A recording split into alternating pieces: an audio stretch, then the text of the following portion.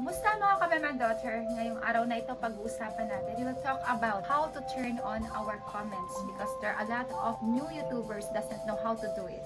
So why is it important to know or to turn on our comments on our videos and even in our channel? Before we begin this video, I want you to know what is our point on this video. I want to give you a set of mind that we need to turn on our comment. It's because one is we can gain engagement, feedbacks, compliments from our viewers.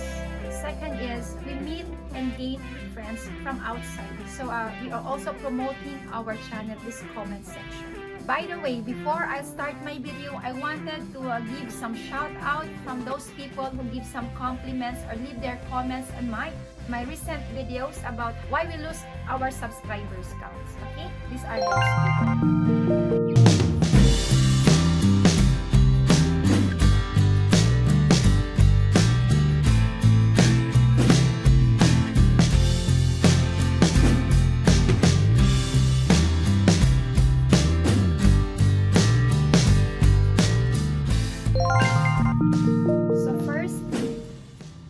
Go to our channel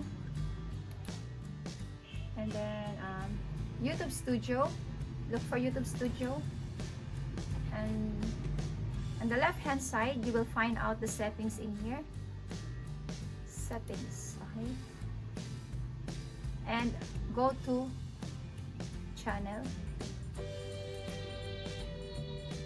and look for advanced settings. Click the advanced settings. And if you see in this video, you see advanced settings.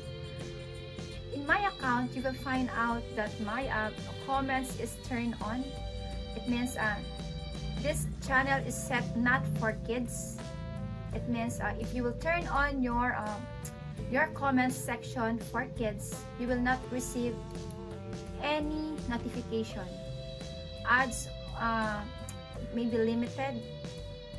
And also stories will be disabled. You cannot receive any comments and even notification. So it would be better if we will turn on comments, notifications. We need to turn on our comments in. So on this part, so we need to turn on our our comments in this part. Set this channel as not for kids. This one, okay, so clear, and then save it. Go to save. Afterwards, you need to go to community. Visit the community section, this one, and then go to defaults. And on this part, comments on your channel, you will start, I will highly recommend hold potentially inappropriate chat message. What is this? What this means? Because if you will allow all comments on your channel, you will allow all the comments, just like links, inappropriate words. This will not be filtered. Every words are being placed in this comment you will receive, so your comments will not be healthy anymore. But if you will choose to hold potentially inappropriate comments for reviews, this is highly recommended because this part of the comments, YouTube will help you filter all the comments you will receive. So from this, inappropriate words, links will be filtered by YouTube. So highly recommended. You need to set this one, hold potentially inappropriate comments for reviews. Okay, so that's it, and then save it. And finally, you will find out that all your comments is already turned on. Okay, so that's how easy.